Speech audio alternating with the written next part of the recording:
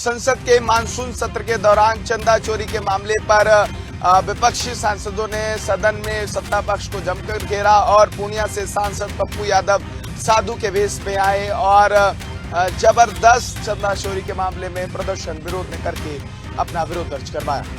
अयोध्या राम मंदिर में कथित चढ़ावा चोरी के मुद्दे पर कांग्रेस, समाजवादी पार्टी समेत विपक्षी दलों ने संसद परिसर में प्रदर्शन किया। पूर्णिया से निर्दलीय सांसद पप्पू यादव ने साधु के वेश में माथे पर चंदन लगाए और हाथों में दान पेटी लेकर धरने पर बैठ गए। इसी दौरान लोकसभा में नेता प्रतिपक्ष राहुल गांधी ने दान पेटी में प्रतीकात्मक रूप से रुपए डाले। इसके बाद पप्पू यादव ने दान पेटी लेकर भागने लगे। तभी अयोध्या से सपा सांसद अवधेश प्रसाद और अन्य सांसदों ने उन्हें पकड़ लिया और दान पेटी अपने कब्जे में ली। इस पूरे घटनाक्रम पर लगातार पप्पू यादव ने मजाकिया अंदाज में कहा, हमें लगा पैसे लेकर भाग जाएंगे, लेकिन सपा सांसदों ने पकड़ लिया, आप कह रहे हैं कि फांसी चढ़ा देंगे। इस दौरान विपक्षी सांसदों ने सरकार के खिलाफ नारेबाजी भी की। संसद परिसर में विरोध के इस अनोखे अंदाज ने सदन में माहौल भी बदला और इस हल्के फुल्के अंदाज के अलग अलग सियासी मायने हुए। फिलहाल विपक्ष का कहना है कि हमारा उद्देश्य इस पूरे माध्यम से सरकार का चंदा चोरी के पीछे ध्यान आकर्षित कराना था। लोकसभा में मॉनसून सत्र के बीच विपक्ष का जोरदार हंगामा देखने को मिला। आपको बता दें कि विपक्ष के तमाम नेता राहुल गांधी, अखिलेश यादव समेत तमाम विपक्षी नेताओं ने केंद्र सरकार के खिलाफ आवाज उठाई और उनका कहना है कि देखिए, जिस तरीके से छात्रों के साथ मारपीट की गई, उनके साथ बर्बरता की जाए, इसमें सरकार को जवाब देना चाहिए। इसके साथ ही साथ अमित शाह से भी जो विपक्षी नेता उन्होंने सवाल किया और उनसे पूछा कि आपने किस तरीके से और क्यों जो छात्र है जो आंदोलन कर रहे थे उन पे आपने लाठीचार्ज किया। संसद परिसर में विपक्षी सांसद पोस्टर और बैनर लेकर प्रदर्शन करने पहुंचे। प्रदर्शन में कांग्रेस और समाजवादी पार्टी के सांसदों ने हिस्सा लिया। विपक्षी सांसदों ने नारे लगाए, अमित शाह संसद से गायब क्यों। प्रदर्शन के दौरान पोस्टरों पर भी ये सवाल लिखा गया। विपक्ष का आरोप है कि छात्रों पर कथित बर्बरता के मामले में गृह मंत्री अमित शाह को संसद में जवाब देना चाहिए। विपक्ष ने कहा कि यदि गृह मंत्री जवाब नहीं देते तो प्रधानमंत्री नरेंद्र मोदी उन्हें पद से हटाएं। इस मांग को लेकर विपक्षी सांसदों ने संसद परिसर में जमकर नारेबाजी की।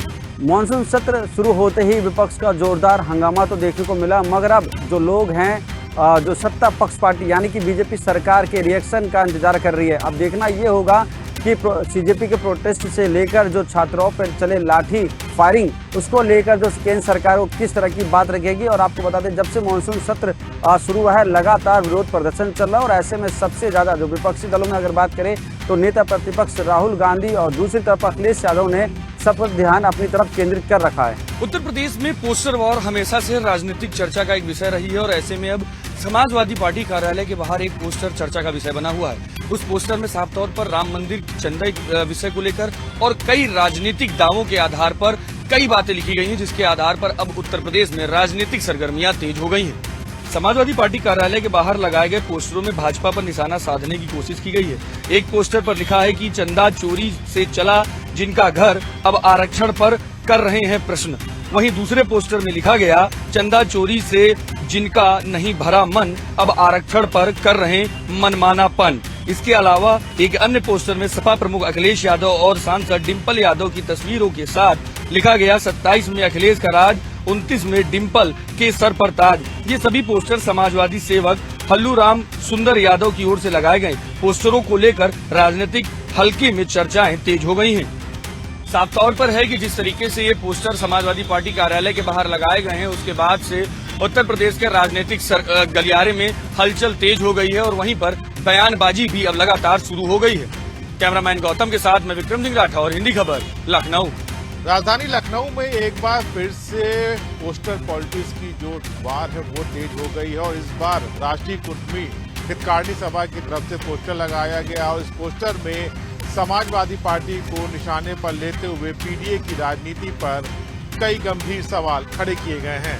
लखनऊ में लगाए गए पोस्टरों में समाजवादी पार्टी से कई सवाल पूछे गए हैं।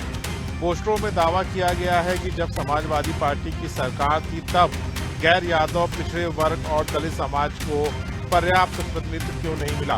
पोस्टर में सवाल किया कि 36 विधान परिषद सदस्यों में केवल एक कुर्मी एमएलसी क्यों बनाया गया।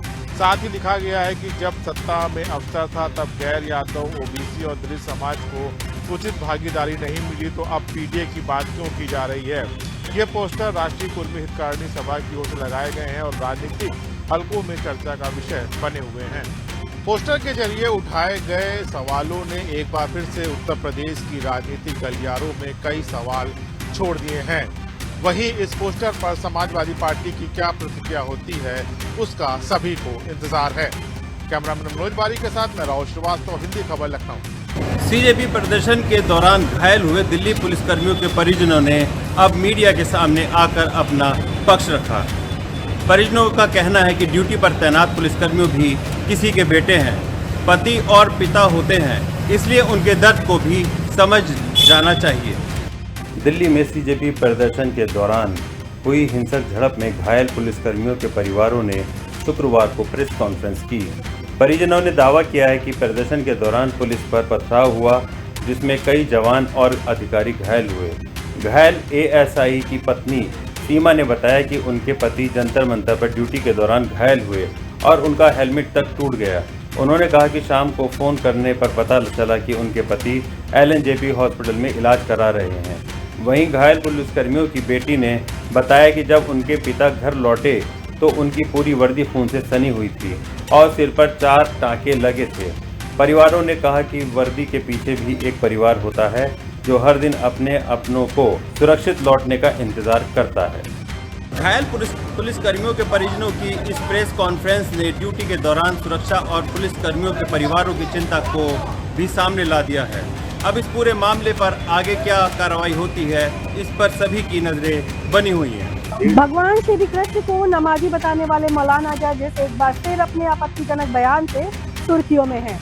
मौलाना ने अब भगवान शिव और ब्रह्मा को लेकर फिर से आपत्तिजनक बयान दिया है। भगवान श्री कृष्ण को लेकर अपने बयान के बाद चर्चा में आया मौलाना जजेस एक बार फिर विवादों के केंद्र में है। इस बार उसका एक वीडियो सोशल मीडिया पर तेजी से वायरल हो रहा है, जिसमें वो भगवान शिव और ब्रह्मा को लेकर कथित तौर पर आपत्तिजनक टिप्पणी करते हुए दिखाई दे रहा है। दावा किया जा रहा है कि ये वीडियो 22 जुलाई का है और बिहार के कटिहार में आयोजित एक कार्यक्रम के दौरान रिकॉर्ड किया गया है। मौलाना का ये बयान सामने आने के बाद सोशल मीडिया और अलग अलग धार्मिक संगठनों की ओर से तीखी प्रतिक्रियाएं देखने को मिल रही हैं। वायरल वीडियो में मौलाना जजेस हिंदू देवी देवताओं से जुड़ी टिप्पणियां करते नजर आ रहा है। वीडियो सामने आने के बाद सोशल मीडिया पर लोगों की तीखी प्रतिक्रिया देखने को मिल रही है। इससे पहले मौलाना जजेस ने भगवान श्री कृष्ण को इस्लाम धर्म का बताते हुए उन्हें 5 वक्त का नमाजी बता दिया था। मौलाना के इस विवादित बयान के बाद हिंदूवादी संगठन सड़कों पर उतर गए थे। इटावा के रहने वाले मौलाना जजेस अंसारी की पहचान एक इस्लामिक वक्ता के रूप में है और वो धार्मिक कार्यक्रमों में तकरीरें देने के लिए भी जाना जाता है। हालांकि इनका नाम कई बार विवादों में भी रहा है। कानूनी मामले के अलावा मौलाना जजेस अंसारी अपने कई सार्वजनिक बयानों को लेकर भी कई बार सुर्खियों में रहा है। सावन के पवित्र महीने में कांवड़ यात्रा को देखते हुए दिल्ली नगर निगम ने बड़ा फैसला लिया है। महापौर के निर्देश पर कांवड़ मार्गों और शिविरों के आसपास कच्चे और पक्के मीट की दुकानों और रेडियो के खिलाफ कार्रवाई के निर्देश दिए गए हैं। दिल्ली के महापौर प्रवेश वाही ने MCD आयुक्त को पत्र लिखकर निर्देश दिया है कि कांवड़ यात्रा के दौरान प्रमुख सड़कों और कांवड़ शिविरों के आसपास कच्चे और पक्के मीट की दुकानों और रेडियो को तत्काल प्रभाव से बंद कराया जाए। महापौर का कहना है कि सावन के महीने में बड़ी संख्या में कांवड़ यात्री दिल्ली की सड़कों से गुजरते हैं। इस दौरान कई जगहों पर खासकर रात के समय अवैध रूप से मीट की दुकानें और रेडियां लग जाती हैं, जबकि लोग सड़क किनारे नॉन-वेज भोजन करते हैं। महापौर के मुताबिक इससे कांवड़ यात्रियों और सनातन धर्म को मानने वाले लोगों की धार्मिक भावनाएं आहत होती हैं। इसी को ध्यान में रखते हुए MCD को निर्देश दिए गए हैं कि प्रमुख मार्गों और शिविरों के आसपास ऐसी दुकानों पर कार्रवाई की जाए और आदेश के पालन की लगातार निगरानी भी सुनिश्चित की जाए। अब नज़र इस बात पर रहेगी कि MCD इन निर्देशों पर ज़मीन पर किस तरह लागू करती है। यह अभियान कांवड़ यात्रा के दौरान किस तरह स्तर पर लाया जाता है। फिलहाल प्रशासन का कहना है कि ये कदम यात्रा की सुगमता और कानून व्यवस्था बनाए रखने के उद्देश्य से उठाया गया कदम है। मैं अपने कैमरामैन साथी नैतिक के साथ दीपक शर्मा, हिंदी खबर, दिल्ली। देहरादून में 8 महीने पहले हुई शादी अब दर्दनाक मौत और कई सारे गंभीर सवालों के घेरे में है। सरकारी स्कूल में रही शिक्षिका सृष्टि कंडारी की संदिग्ध मौत के बाद सामने आए भावुक वीडियो ने इस पूरे मामले को नया मोड़ दे दिया है। सृष्टि के परिजन लगातार दहेज प्रताड़ना और हत्या का आरोप लगा रहे हैं, तो वहीं ससुराल पक्ष इसे आत्महत्या करार दे रहे हैं। देहरादून के डोईवाला क्षेत्र में सरकारी स्कूल की शिक्षिका सृष्टि की संदिग्ध मौत ने कई सारे सवाल खड़े कर दिए हैं। शादी के महज 8 महीने बाद हुई इस घटना के बाद मृतका का एक भावुक वीडियो सामने आया है, जिसमें वो अपनी मां, बहन और परिजनों से माफी मांगते हुए खुद को पिछले 6 महीनों से मानसिक प्रताड़ना झेलने की बात कर रही है। मृतका की मां का आरोप है कि नवंबर 2025 में सचिवालय में कार्यरत निजी सचिव सौरभ खत्री से शादी के बाद उनकी बेटी को दहेज और अन्य बातों को लेकर लगातार प्रताड़ित किया जाता था। उनका कहना है कि ससुराल वाले सृष्टि को मनहूस कहकर मानसिक रूप से परेशान करते थे। वहीं ससुराल पक्ष का दावा है कि सृष्टि ने फांसी लगाकर आत्महत्या की। परिजनों के अनुसार उसे तुरंत अस्पताल ले जाया गया, जहां डॉक्टरों ने मृत घोषित कर दिया। मृतका के परिजनों ने ससुराल पक्ष के खिलाफ दहेज के लिए हत्या का मुकदमा दर्ज कराया है। पुलिस मामले की जांच में जुटी है और सभी पहलुओं की पड़ताल की जा रही है। भावुक वीडियो, दहेज प्रताड़ना का आरोप और आत्महत्या का दावा, इन सबके बीच पुलिस की जांच ही अब ये साफ कर पाएगी कि सृष्टि की मौत के पीछे की असली सच्चाई क्या है। फिलहाल पुलिस की जांच जारी है। देहरादून से कैमरा पर्सन इलियास अहमद के साथ मैं शुभांगी भट्ट, हिंदी खबर। जो गंभीर समस्या है इस समय है खाद की। किसान लगातार सहकारी समिति के चक्कर काट रहे हैं और उनको खाद नहीं मिल रही है। एक वीडियो वायरल हो रहा है जिसमें एक कर्मचारी 100 फीट ऊंची पानी टंकी पर बैठ करके किसानों की बायोमेट्रिक कर रहा है और उन्हें दस्तावेज देख करके यूरिया खाद या डीएपी प्रदान कर रहा है। लोग टंकी पर चढ़कर, जो 100 फीट की ऊंचाई है वहां पर चढ़कर अपना अंगूठा लगाते हैं, बायोमेट्रिक करवाते हैं। इसके बाद में नीचे उतरकर खाद लेते हैं। वीडियो काफ़ी वायरल हो रहा है। वीडियो जनपद बलरामपुर के सदगरवा विकासखंड कोरौड़ा सहकारी समिति का बताया जा रहा है। किसानों का आरोप है, वही प्रधान का भी आरोप है कि अगर 100 फीट की ऊंचाई पर कोई भी किसान फिसल कर गिर जाए तो बहुत बड़ी अनहोनी हो सकती है। जिसको लेकर जो वीडियो वायरल हुआ है, जिलाधिकारी बलरामपुर विपिन जैन ने जांच के आदेश दिया। उन्होंने स्पष्ट किया है कि अगर कोई भी कर्मचारी इस तरह से कृत्य करता है तो उसके खिलाफ सख्त से सख्त कार्यवाही की जाएगी। फिलहाल पूरे मामले की जांच पड़ताल जारी है। जो भी दोषी होगा उसके खिलाफ कठोर कार्यवाही की जाएगी। डीएम ने यह भी स्पष्ट किया, हो सकता है कि नेटवर्क की समस्या के लिए वो टावर पर चढ़कर बैठा हो, लेकिन ये जांच का विषय है। जिलाधिकारी ने जांच के निर्देश दिए हैं। जो भी दोषी होगा उसके खिलाफ सख्त से सख्त कार्यवाही की जाएगी।